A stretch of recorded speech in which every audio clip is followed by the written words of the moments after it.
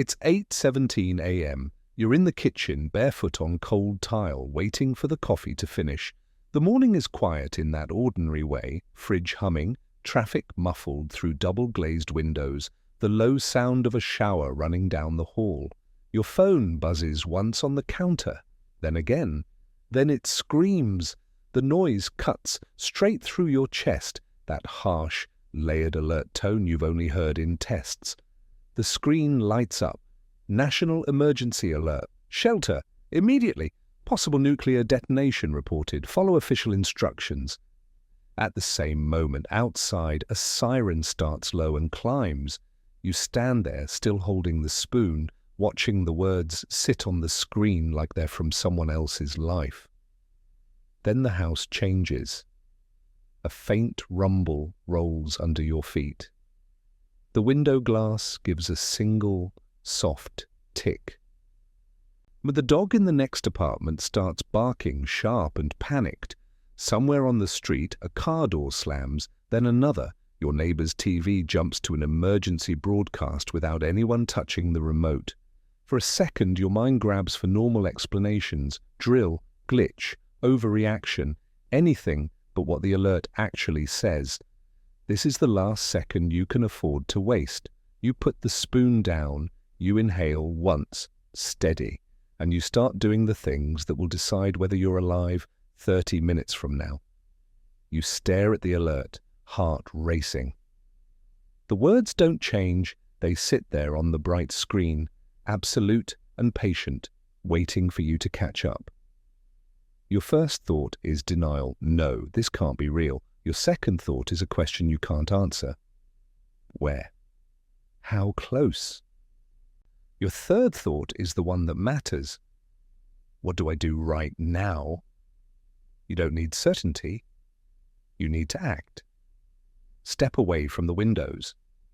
That's the first instruction that surfaces from somewhere. A half-remembered documentary, a civil defense pamphlet you skimmed once, an instinct older than you are. You move. Your bare feet on the tile feel suddenly too exposed, too far from safety. You grab your phone, a flashlight from the drawer by the stove, and you move inward. You scan your home quickly. Which room has no exterior windows or the fewest? The hallway closet, the interior bathroom, the space under the stairs. You choose the bathroom, no windows, thick walls on two sides, a door you can close.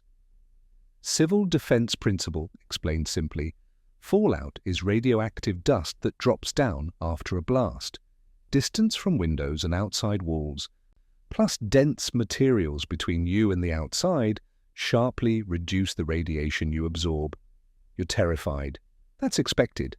Name the fear. Give your brain a task. Identify shelter space in under 30 seconds. Move first. Understand later. The urge to turn on the TV, to scroll social media, to call everyone you love, it pulls at you like gravity. You push it back by giving your body something simple and useful to do. In 5 minutes, you have not solved anything, but you have changed your odds. Between 5 and 15 minutes after the alert, you begin building your first layer of protection. The siren is still wailing in the distance, intermittent now, rising and falling like breath. You move quickly to the interior bathroom, the one you chose moments ago. Your hands find textures, the rough towel you grab from the rack. Boxes scraped across the hallway floor, tape tearing as you pull it from the roll. Daylight still comes through the windows in the outer rooms, windows you're about to turn your back on. Drag heavy items in for shielding, books from the shelf, a filled suitcase from the closet, containers of water from under the sink. Stack them along the wall between you and the outside. Close all interior doors between you and any windows. If there's time, and there is barely, you move quickly through the outer rooms, close curtains, close blinds, latch windows to reduce breakage and drafts, then you retreat. Radiation is blocked by mass, concrete, water, books, earth, they all help. Even staying in a hallway or interior room cuts exposure dramatically. compared to standing at a window or sitting on your couch. Break the chaos into tiny, clear tasks. Door. Curtains, heavy things, water. Use brief internal commands. Door, shield, move. You feel the urge to step outside and just see if anything actually happened. You don't. If there was a blast within visual range, the flash and shock wave already happened before this alert reached you. Your job now is fallout, not spectacle. You have not made this room safe, but you have made it safer than your couch, your car, or the sidewalk. Now you seal this space off from the outside air, roughly 15 to 30 minutes after the alert, the critical half hour. The siren has faded, replaced by the muffled tones of emergency broadcasts bleeding through walls from TVs and radios you can't see. Your fingers are sticky with tape. There's the faint smell of plastic bags. Somewhere the fridge is still humming in the kitchen you've left behind. The light is dimmer here, deeper inside the house. Use plastic sheeting, trash bags, anything available to cover gaps under doors and around vents facing outside rooms. Tape them where you can. Shut off fans that pull outside air in. If you can safely reach the HVAC controls, switch to off or recirculate. You bring in a limited set of supplies, water bottles, a box of crackers, basic first aid, your medications, a battery radio, extra clothing, a bucket lined with a trash bag for sanitation. You mark the time clearly on a scrap of paper on your phone. Shelter, start, 8:32 a.m. Fallout often takes 10 to 20 minutes to start settling, longer the farther you are from ground zero. Sealing reduces contaminated dust drifting in. You're not aiming for perfect air tightness, just fewer entry points. You feel guilt about neighbors you haven't warned, family you haven't called. Acknowledge it. I want to fix everything. I can't. I can only improve survival here. Short breathing drill. Inhale to 3, exhale to 4. Repeat 5 times. You're tempted to do one more trip, one more errand. You don't. Every extra second in the open or near windows is a trade against your future health. The first 30 minutes are over. You've chosen shelter over speed, shielding over curiosity. Now you learn how to stay inside without losing your mind. Around 1 hour after the alert, chaos begins to settle into something you can organize.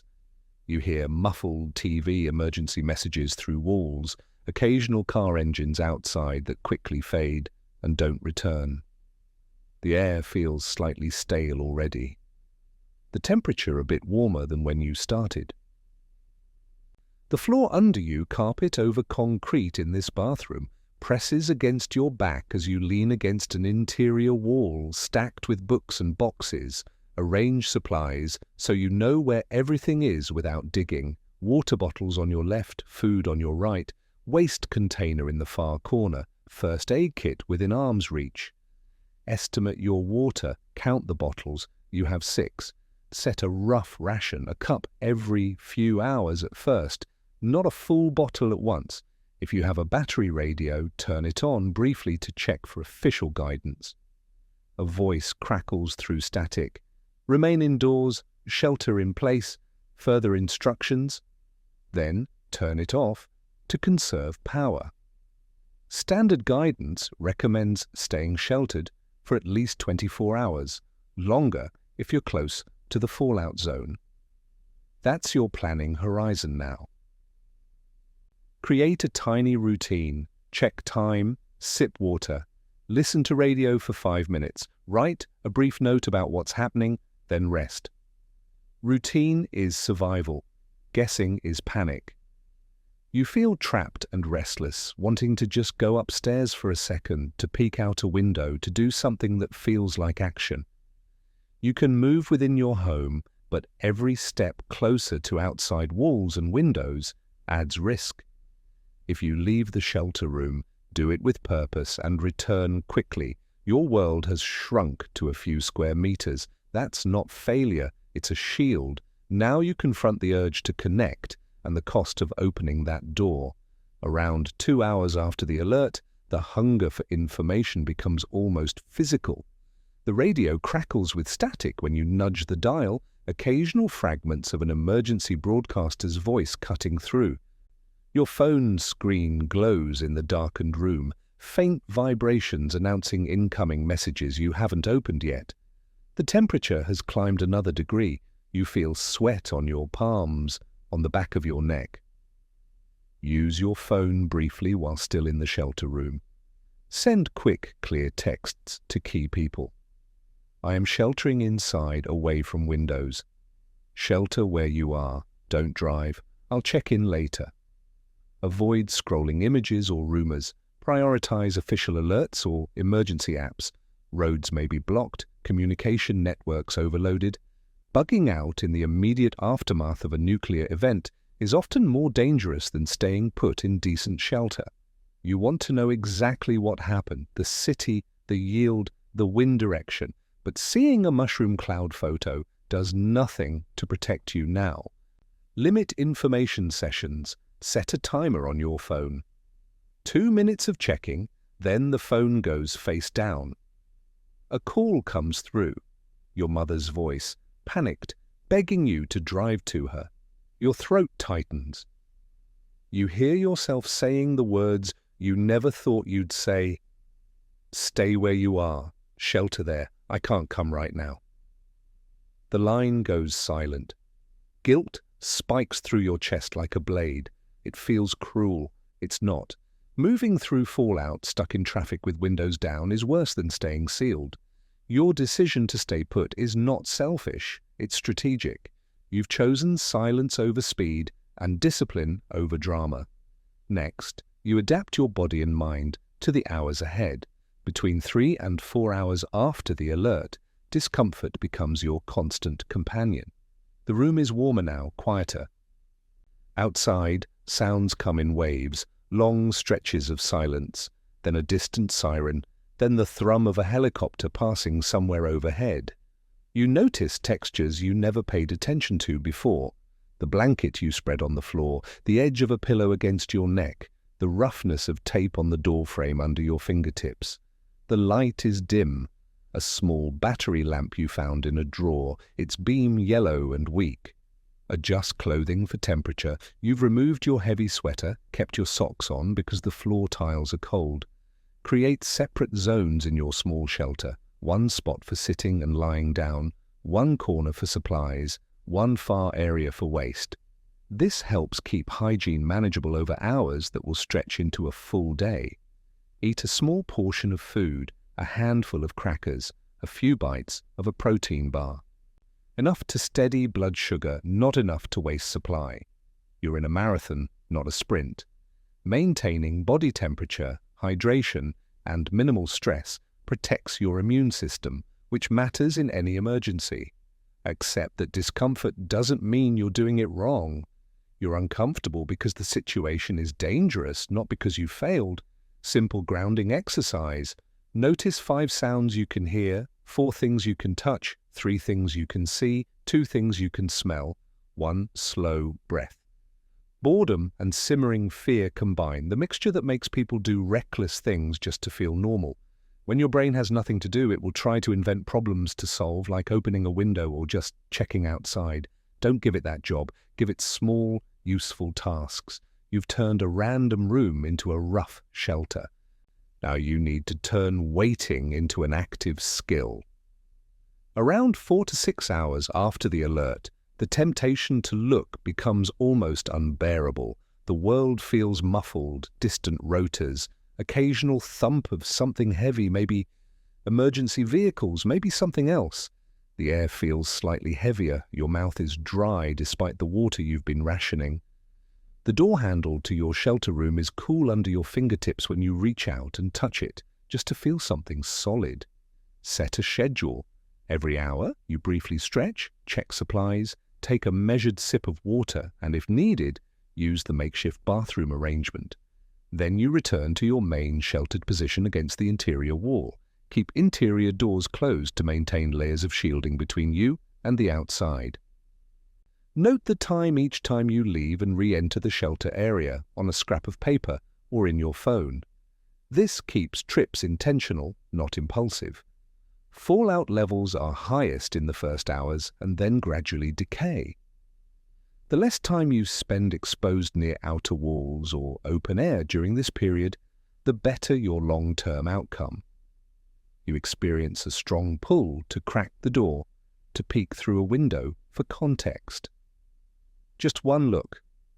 One look is risk for zero gain. You already know the important fact. Something serious enough happened that you were told to shelter. That's all you need to act on. You hear distant shouting outside, or maybe it's a car speeding away. You feel like the only one staying still. Loneliness hits, a weight in your chest. You imagine everyone else is acting, moving, doing. In reality, many are frozen, many are panicking, and some are making better shelters than yours. Your job is not to match their movement, it's to protect your own body. Every time you don't open the door just to see, you've quietly chosen life over curiosity. Next, you handle other people's fear knocking on your door, 6 to 8 hours in, a sudden knocking on the front door, urgent, rhythmic, desperate. Then voices in the hallway, muffled but clearly frightened. Your pulse jumps in your throat. The sound of your own breathing in the small room seems louder now, filling the space between heartbeats. Stay in the inner area. Do not swing open the outside door. If safe and feasible, speak through a closed door or use your phone to communicate. You call out, "I'm sheltering. You should too. Pick an inner room. Stay away from windows." You offer brief, actionable advice without opening the barrier between their air and yours. Resist the urge to start coordinating in person or to invite multiple people inside. Overcrowding and constant door opening increase everyone's risk. Group shelter can work if planned with enough room and supplies.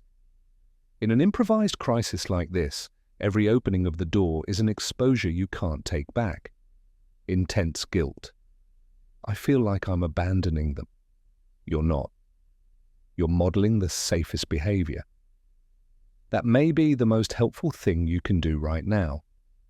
Someone outside, a neighbor maybe, insists it's probably over, encourages everyone to leave, to check, to gather in the courtyard. You hear the confidence in his voice. You choose not to follow.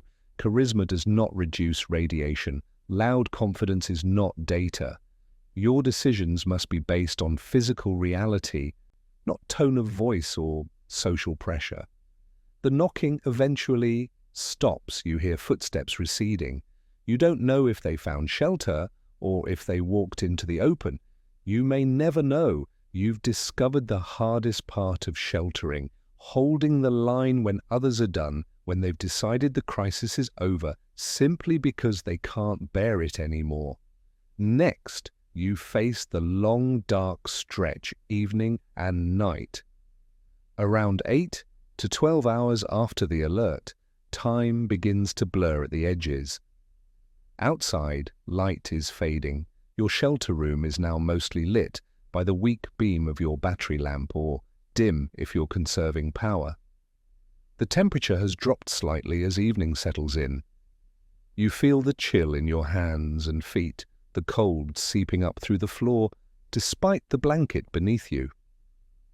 You've wrapped a towel around your shoulders like a shawl. The radio's static feels louder against the quiet house, punctuated occasionally by fragments of broadcast, numbers, locations, instructions you strain to hear clearly. Create a simple log. Every hour you write down the time, what you did, what you noticed on the radio. The act of writing grounds you in sequence, gives shape to hours that would otherwise dissolve into formless dread. 8:15 p.m. Checked water supply. 9 p.m. Radio said, shelter in place continues. 9:45 p.m. Ate half a protein bar. The mundane details become anchors. Set a rough sleep schedule, even knowing you probably won't fully sleep, perhaps 20 to 30-minute rest intervals. Eyes closed, body still. mind allowed to drift without expectation. You don't need deep sleep. You need periods where your nervous system can step down from high alert, even briefly. Do a check of your body. Are you hydrated? Your urine, when you used the bucket earlier, was darker than normal. You need more water. Have you moved your muscles recently? You stretch your legs against the wall, rotate your ankles in slow circles, flex your fingers open and closed. Muscle stiffness in a survival situation isn't just discomfort, it's reduced capacity to move quickly if you need to. Civil defense principle. Most fallout exposure risk is front-loaded into the first day.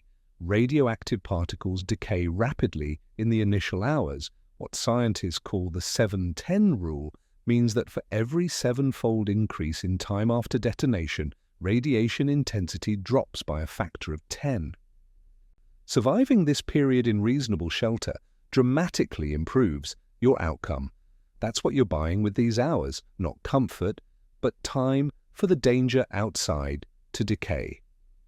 Use a mental script. I don't have to get through the whole night right now. I have to get through the next 15 minutes, then the next, then the next. Breathing and simple stretching counter cramps and the physical tension of sustained fear. Irritability surfaces, frustration at small noises, at discomforts you can't fix, at the uncertainty pressing down on you. You may feel anger at the government for not preventing this, at whoever caused this, at the situation itself. Anger is energy with nowhere to go. You don't need to eliminate it. You need to keep it from driving your hands to the door handle, from making you do something reckless, just to feel powerful again. You write the time on your log, 9:47 p.m. You've turned hours into units you can count and survive instead of a shapeless fog of waiting. Next, you get through the night when fear is loudest and information is quietest, roughly 12 to 16 hours after the alert, late night, now. Outside, the world is almost silent, occasional distant siren, the faint drone of aircraft passing somewhere far overhead, helicopters maybe, or military transport. You can't tell. The room has grown cooler, the air feels thicker, staler, carrying that particular staleness of a space that hasn't been ventilated in many hours. Your body is heavy, head dull, thoughts moving slower than they did this morning. Fatigue has become its own kind of weight, pressing down on your shoulders, your eyelids, your will to stay vigilant, dim screens and lights to conserve power. The battery lamp is down to its last setting. You switch it off and let darkness settle around you, broken only by the faint glow of your phone screen when you check the time. The darkness feels thick, almost physical. You remind yourself, darkness is not danger. Darkness is just absence of light. The shelter is the same whether you can see it or not. Allow micro-naps or rest periods, but keep your shelter intact. No unsealing, no airing out, not yet. The temptation to crack a window to let fresh air in grows stronger as the hours pass. Resist it. The air inside may be stale, but it's uncontaminated. That trade, comfort for safety, is the fundamental bargain of sheltering. If you must leave the shelter room briefly, to use the bathroom arrangement, to stretch in the hallway, you move deliberately, avoid going anywhere near windows and return promptly. The sealed door opens and closes quickly. You count the seconds you're exposed to the outer rooms, 4, 5, 6. Then you're back inside, door shut, tape checked along the edges. Civil defense principle. By this point, radiation levels outside have likely dropped compared to the first few hours, but may still be dangerous, especially if you're closer to where the detonation occurred. Standard guidance favors staying sheltered for at least the full first 24 hours, often longer, depending on proximity and wind patterns. You're almost there. Night amplifies imagination. In the darkness, your mind manufactures scenarios, the city flattened, everyone you love gone, no help coming ever, civilization collapsed beyond repair. What if no one is coming? The question loops. But here's what you know, whether or not help arrives tonight, your best move is the same. Stay shielded, stay hydrated, stay calm enough to make decisions tomorrow. The answer to uncertainty is not action, it's patience. The urge to do something, to leave now because you can't take it anymore, rises like nausea in your throat. When the feeling seems overwhelming, give yourself a trade you will reconsider in 1 hour. Set a timer on your phone, watch the minutes pass, 60 of them. Most of the time, the feeling will fade before the hour ends. And if it doesn't, you set another hour. That's how you survive a night. 1 hour at a time. You've made it through the hardest psychological phase, active danger with almost no feedback, no confirmation that what you're doing matters. Next, the light comes back, and so does information. Around 16 to 20 hours after the alert, early morning, the faint grey of pre-dawn seeps around door edges from the outer rooms, a pale glow that seems impossibly beautiful after the long darkness. It's the first natural light you've seen in hours, and something in your chest loosens slightly at the sight of it. Your body recognizes dawn even when your mind is exhausted. The radio static has thinned, stations are stabilizing. Occasional clear government or emergency management messages cut through now, voices tired but steady, reading prepared statements with careful enunciation. Turn the radio on for a longer period, listening specifically for official instructions about fallout levels, shelter duration, and safe movement zones. Note key details on your log, any reference to your city or region, any mention of all clear or continued shelter-in-place orders, any instructions about evacuation routes or aid stations. You hear fragments through the static. Key residents in the eastern corridor should continue to shelter. Evacuation routes for designated zones will be announced at 0900. Do not travel unless specifically instructed.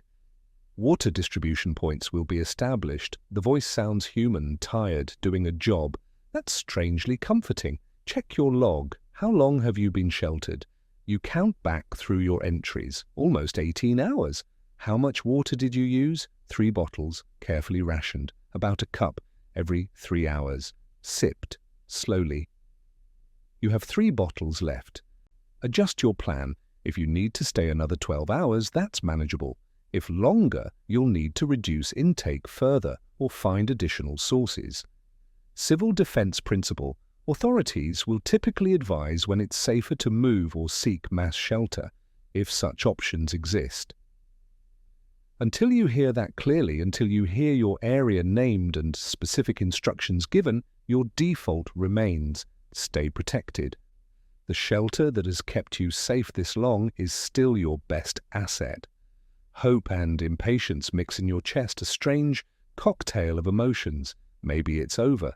Maybe I can finally step outside, breathe real air, see the sky. Hope is good.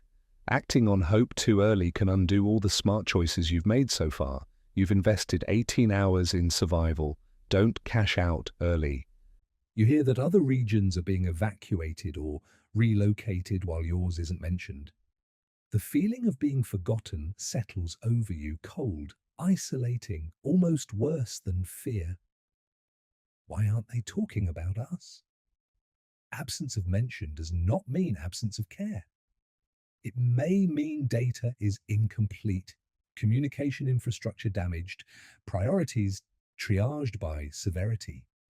The areas being evacuated might be in worse shape than yours. Your best asset remains your physical shelter and the discipline you've maintained inside it. Trust the process you've followed. The first sliver of real information arrives like sunlight under a door, incomplete but present. Next, you plan what to do if, and only if, you're told it's safe to move. Roughly 20 to 24 hours after the alert. Full daylight now filters through the outer rooms you still haven't fully re-entered. You can see it from your shelter doorway, pale morning light catching dust motes suspended in the air, falling across furniture that looks exactly as you left it yesterday morning. The coffee maker on the counter, the spoon in the sink, the world frozen at the moment everything changed. Outside, noises have shifted. More vehicles now, moving with purpose rather than panic. Distant voices may be coordinated, sirens that sound systematic rather than chaotic, the rhythm of response rather than alarm. Your fatigue wraps around you like a second skin, body tired, joints stiff, but mind clearer than during the long night. If official guidance still says to shelter, you commit to another block of hours, adjusting food and water plans accordingly. If guidance indicates limited movement is now safer, moving to a designated community shelter or water distribution point, you plan that move carefully before executing it. What to carry? Water, identification, medications, the radio. How to minimize time outside, covering all exposed skin, using a cloth over your nose and mouth to reduce inhaled particles, moving quickly and directly. Write down your plan before you move, step by step, so you're less likely to improvise dangerously once outside. Civil defense principle, radiation. Decays over time. The first day is by far the most dangerous for fallout exposure. By sheltering through that critical period, you've dramatically improved your long-term health prospects. You've already done the hardest part. Acknowledge what you've done. I stayed when everything in me wanted to run. I rationed when I wanted to drink. I made it this far. Allow yourself a small moment of recognition, not celebration, but reinforcement. If you must move, you fear what's outside. If you must stay longer, you fear being left behind. Both feelings are valid. There is no risk-free option now. There are only better and worse risks. You choose based on physics and the best information you have, not on which fear feels louder. Either way, staying or moving, the choices you made in the first 30 minutes got you here. After the first full day, whether you remain sheltered at home or have moved to a safer location. If you're still in the house where the alert found you, the kitchen is dim, windows still covered, a handwritten note on the counter reading Day 1 rationed. The coffee maker sits exactly where you left it. The spoon is still in the sink.